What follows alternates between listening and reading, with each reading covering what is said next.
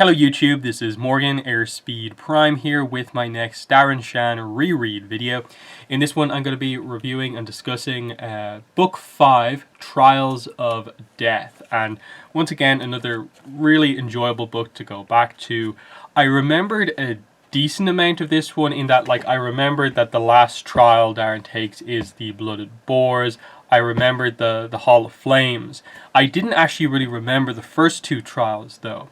But I did remember ultimately sort of what happens to set up the next book. So I remembered quite a bit of this, just not a lot of the super specifics.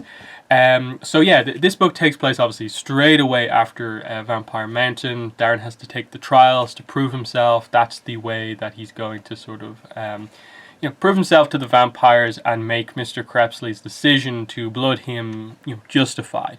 And it seems like an incredibly harsh decision here that, okay, this is the culture of the vampires to always test themselves. They're all about nobility. They have their rules and they seem a bit over the top, but this is the way they are. They're all about proving themselves through, feats of strength.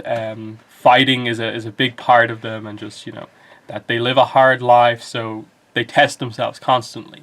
And Darren has to go through this. And, the big twist right at the end of the last book was, of course, that if he fails, it's not just a case of, there's a dishonor to it, but that, no, if you fail, you have to be killed. That's part of what's going on here. So the stakes are incredibly high going into this book. But what was very interesting, going through it again, is that you see the vampires as a group rally behind Darren once, he passes that first trial. Once they feel that, no, he can do it. He got through the first one. We should support him because he is actually, he has the potential.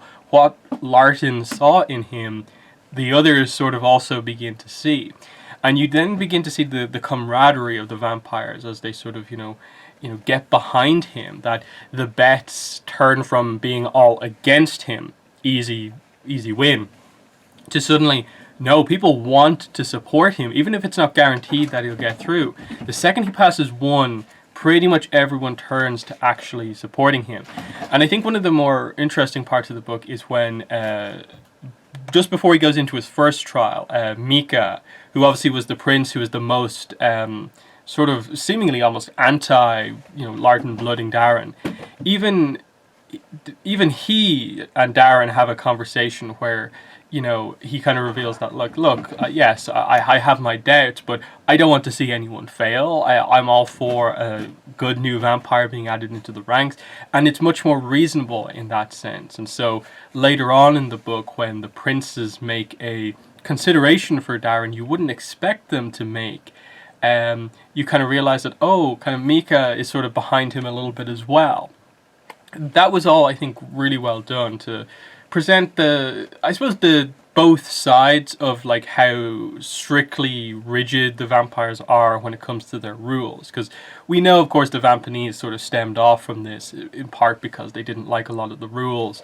And so it is interesting to see the kind of other side of that, is that there's also an incredible loyalty to anyone who kind of but behind anyone who sticks to the rules. And this is the book where we really, I suppose, properly see Darren become a vampire, become more like the others.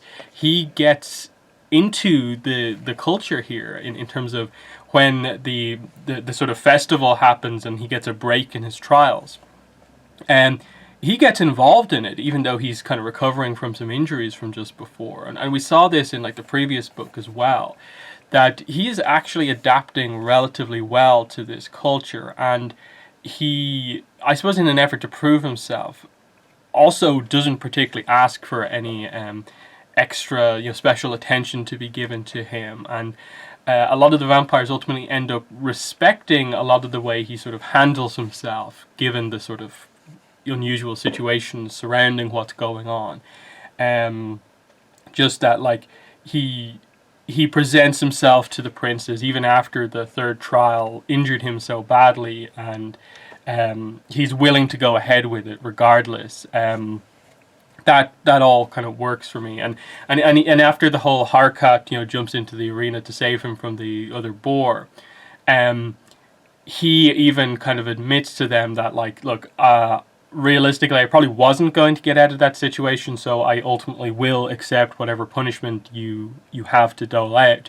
The others respect him for saying that, even though a lot of his other supporters are like, no, you don't have to, you just go along with them, basically. And I think in that sense, this is where Kurda was a really, really interesting character in this book. Like, he was good in the last book, book 4.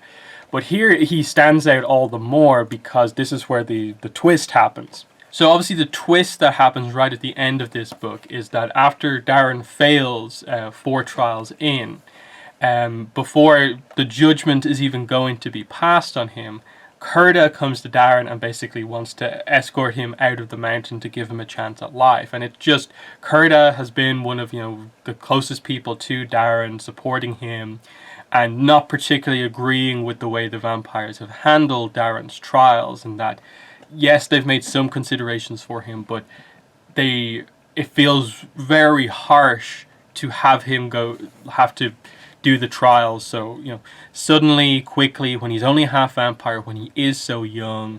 And the twist obviously is that because Gavner ends up going with them, they go down a different set of tunnels than the tunnels Kurda wanted to go down, and they encounter a bunch of Vampanese in the tunnels in Vampire Mountain. And it is revealed that Kurda basically brought them there, and that he has, as far as we're aware, sort of right now at least, allied himself with the Vampanese. It doesn't look good that he has brought 20, 30 Vampanese to Vampire Mountain. And what makes it even worse than that is that he kills Gavner Pearl. And Darren sees this. And Darren only manages to escape by basically getting washed down the kind of waterfall in Vampire Mountain. And so he's heading out the place where in the past, vampires had been, their bodies had been sent out to, go back into the world. So what's going to happen next? It's a really good setup for the next book, in that, obviously Darren is going to survive this, travel down the waterfall river here. But he's already badly injured, and he's probably going to get even more badly injured coming down here. But what is he going to do once he's out? He has an opportunity to escape here. Or is he loyal to the vampires enough to where he will want to go back in and risk kind of persecution, risk being accused of trying to escape being killed and so on? That's a really, really great setup, because he's already seen one of his friends, Gavner, be killed by Kurda. And then there's all these other Vampanese there who are going to take them by surprise. This could be a bloodbath, and Darren potentially can stop it. So I think that's a really good setup. In addition to, I think with Kurda, it's such an interesting turn for the character, because he has been so nice to Darren, and he has been the one vampire who's kind of been very against a lot of the traditions here. And we've seen from Darren's perspective, he also kind of finds a lot of the traditions of the vampires to be very sort of out there and kind of old-fashioned.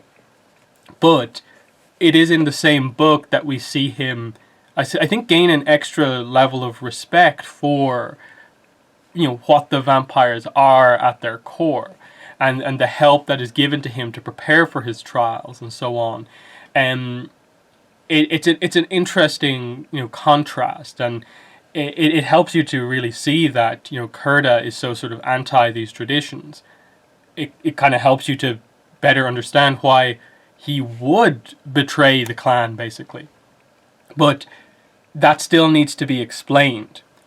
We don't have the full explanation just yet on why, the exact details behind this, because up to now we've got this idea that he wants to try and achieve peace between the Vampanese and the vampires. But how is he going to do that, bringing all these people here? And especially the fact that he killed Gavner. It's unforgivable. So what is the real truth behind Kurta here. And of course, let's not forget the fact that he is very quickly about to be sort of inaugurated and, you know, set in place as a new vampire prince, yet he's allied himself with the Vampanese. That is not good. So something needs to change here, and Darren is really key to that happening. So I thought that was a really interesting twist. I think you could definitely tell that there was something more to Kurta, but I don't think it was like so obvious that he would necessarily like full on betray, ally himself with the Vampanese, sort of almost against the vampires. But again, we don't know his full kind of point of view here, because he may see like be very more middle ground. But again, it all depends. How does he explain why he's necessarily brought all these people here? That's the big question. But let's get to actually talking about the trials. So the first one that he draws, it's a random number selection. They reveal that they took out all of the trials that were basically impossible for Darren to do because he wasn't a full vampire and because of his age. So they tried to make it as fair as possible, but there's still a lot of very tough challenges in there. He has the Aquatic Maze is his first challenge, which is basically it's just a room that is a maze, but he has a boulder attached to him that is half of his weight, and the room is slowly filling up with water. So if he takes too long, obviously he's going to have to be swimming holding that boulder, and that's going to make it even more difficult, and he has to follow these X's to find the right path through the maze to eventually make it out. And you know, this is the first one, so of course he was going to pass it, but they do a good job at getting across that he struggles a little bit. Like, he does the training with Vanez becomes his trainer, and he's going fine, but eventually he panics a little bit, gets lost, but eventually sort of manages to find his way out. But it took quite a long time. But this almost is what kind of proves himself to the other vampires all the more, is that he doesn't just get through these trials like easily. Each of them is a challenge, and you see that because he isn't a full vampire, it's even more difficult for him. So he ends up taking like 15 minutes to get out of the first one, and he has to swim part of the way. But for the most part, he makes it out without like particularly like injuring himself from that first one. But I and this is what I think I like the most, is that then you have like is it Arrow who then comes out and says, you know, as someone who can't swim, you already have my respect for being able to accomplish that trial. So you see that the others are quite reasonable, even though they ultimately wanted Darren to do these trials. The second trial is basically the Needles, Hall of Needles, I think is what it's called.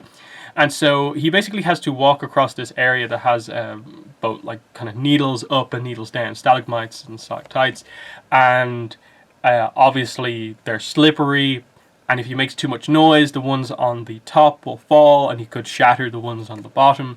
So there's a big risk of danger here of just getting like impaled. And again, they get across that, you know, this is a relatively okay one, but you know, how do you handle the pain, and like what if you do take some injuries and so on. And for the most part, this one goes okay. He eventually makes some noise, makes the whole ceiling rain down, but remains calm, dodges most of them. There's an incident right towards the end where he has to like block a giant stalagmite from falling on him, but you know, he does it, and he gets out without injuring himself too badly. Like, he gets I think scratches kind of more or less all over, but he damages his hands quite badly, because when he blocks the stalagmite, it sort of like rips his hands apart kind of. But you know, he then has some time to recover, because they reveal that once all of the vampires who are confirmed to attend arrive at Vampire Mountain, they take a 3-day break from everything, and that includes the trials. So he gets 3 days to sort of heal up, and the book takes a sort of break from the trials as we get sort of more fun stuff in a way going on, as we see more of the culture of the vampires, and we get to, you know, talk to Seba a bit more and so on. So you know, Darren gets to, you know, explore a little bit more of the mountain, interact more with Kurta, Harkat as well. It's at this point I think we find out something pretty interesting with Harkat, which is that he is sticking around Darren because he believes, and he was told this by Mr. Tiny, that if he sticks around Darren, Darren will be the one to help Harkat find out who he once was, who he was before he was made into a little person. So that's really, really interesting to me, and that informs Harkat's actions towards the end of the book. But yeah, this is a fun section of the book, which is, you know, Darren participating in all of the different like sort of rituals that you have going on, like the big melee that happens, and he participates in some of the games, but for the most part doesn't get too heavily involved. But you see that even Mr. Crepsley gets quite heavily involved in this stuff, and you find out some interesting details, like Ara and Mr. Crepsley used to be a couple, and they still sort of have feelings for each other, which Darren, of course, is very interested in finding out more about. So that's quite fun when it comes out. Because what is interesting in this book is that Mr. Crepsley takes a little bit of a back seat here. Because Vanez is the one training him, Mr. Crepsley doesn't really involve himself that much in Darren's training, but they often, the way it's shown is that Mr. Crepsley is like typically the first person to like rush into the chamber after he completes one of his trials, showing just how invested Mr. Crepsley is in Darren and that he does want him to succeed. So I do like that in terms of just the dynamic going on here. But pretty soon they realize, okay, that they have to do the next trial. The next trial that Darren is going to take is unfortunately the Hall of Flames, and the reaction when he pulls this is obviously like pretty bad. Like, this is realistically one of the worst ones he could have pulled, because it's basically try and survive in a room where there's basically jets of flames coming out randomly from all over the place. 15 minutes. You are going to get burned. It's just about how badly. And so he got pretty reasonable ones at first, but this is just not good. He has to train to resist heat and so on, and you know, there's a big difference in this one. He goes in and immediately is like, if I don't make it out, Mr. Crepsley, I want you to bury me in my grave, from like the first book, and it gets across that this one is not going to go pretty well. Now ultimately he does relatively okay at it. He takes all the training into account, but the one piece of advice was try and stick towards the middle, that way you can dodge quite effectively. If you get trapped in one of the corners, that's when it's going to go bad. And that ends up happening. He gets sort of a bad sequence of flames and ends up being sort of directed into a corner. And then he gets trapped there because there's flames coming from down, across.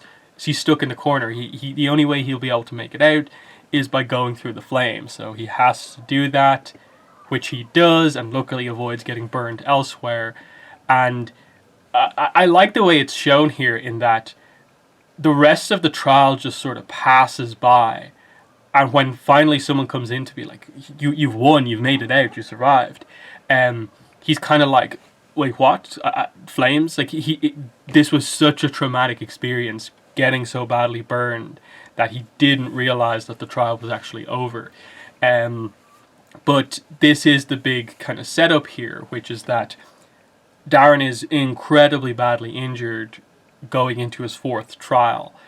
He is burned like really badly all over. They get across that like his feet especially like were at risk. He might have had to have them amputated if things were even worse, and his hair might never grow back. So really, really bad stuff going on here. So it's at this point we basically, Seba helps Darren by bringing him down to the area where there are the native species of spiders to Vampire Mountain. And they also bring Madame Octa down there to introduce her to this other species. And it's a nice kind of setup moment here, because we see that Madame Octa actually likes being around the other spiders. They immediately begin to sort of treat her like a queen, because she is such a giant spider and is just noted by everyone as being like the most impressive spider they've ever seen. But the thing is that the native species, their cobwebs, can be used to help prevent itching, which, as Darren is recovering from his burns, is one really, really annoying kind of part to everything. We also at this point learn about the guardians in Vampire Mountain, which we were teased with in the last book, but we didn't get around to explaining them. And these are this interesting people. They're humans, so they provide blood to the vampires. This is how Vampire Mountain has a stock of blood, is from these guardians. But they deal with a lot of the stuff related to death for the vampires. And what they do, what is revealed, is that they basically eat organs from dead vampires. And that's sort of the trade that they sort of have going on here, is that they supply blood to vampires in exchange for them being able to eat the organs of dead vampires, and that's a sort of kind of symbiotic relationship that they have going on here. But that's the reveal primarily there. The next section is actually really interesting in that Kurta kind of more or less organizes this, and it's that they know whatever trial Darren gets next is not going to go particularly well because he's so badly injured. The one day he typically has between trials is not good enough, and I think he gets 2 days because they invoked an old ritual, which was that you get a day of preparation as well as a day of rest. He's going to have to use most of that to recover, because we find out that his fourth trial is going to be the blooded boars, which is that he has to fight 2 wild boars that have been poisoned by vampire blood, so they're basically kind of wild and mad. And this is viewed by most people as being like a pretty solid challenge, like it's just a fight, that's what vampires do. But this is a tough one because Darren is so badly injured. If this was like his third challenge, there really, I don't think, would be much of a problem. He probably would have still got injured during the fight, but he probably would have got through it no problem. But because he has all the burns now and can barely feel his feet, this is suddenly a massive challenge. And I like what they do next, which is that they organize a situation where, to give Darren more time, the princes who had already missed attending one of Darren's trials, they basically organize a situation where the princes, basically it's revealed, all agree to it. They'll come up with an excuse where they all can't attend this trial, so he gets a 3-day break in addition to what he already has. And it's just showing that the princes are even now still on his side, but he still has to go through with this. So he attends there, agrees to do it, and gets the 3-day break.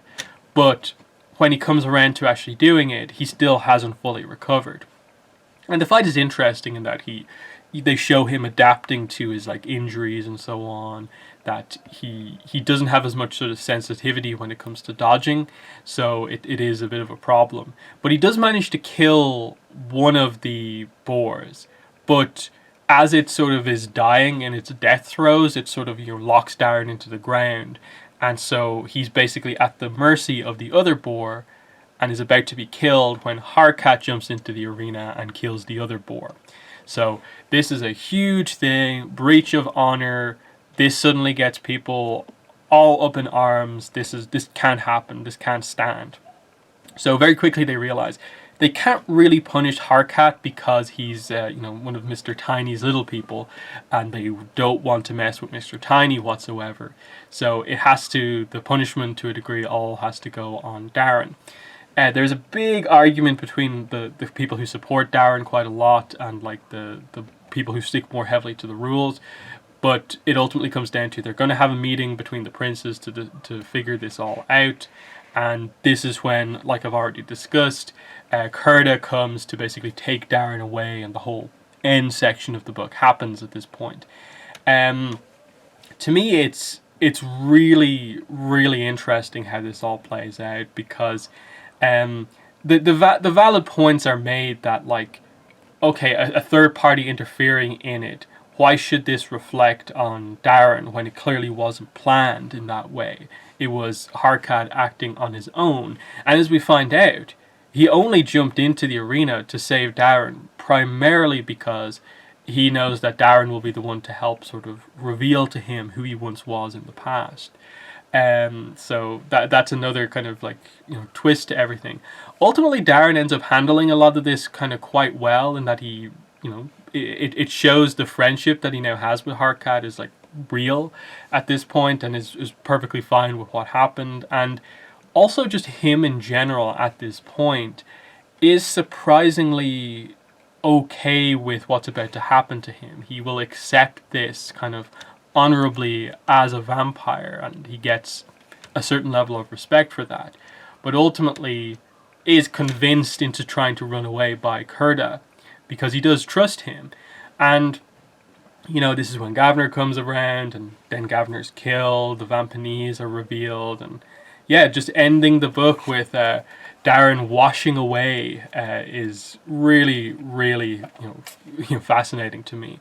It's just it's a really, really good cliffhanger to set up, of course, book 6, The Vampire Prince. So I'm very excited to get to this one. Again, I remember a decent amount about the plot and how it plays out, but again, a lot of the specifics of how we get to specific parts I don't particularly remember. So yeah, next week, next Saturday, we'll get up to the halfway point of the series. But for this video, we have discussed book 5, Trials of Death. In the comments, let me know what your thoughts were, but that's been the video.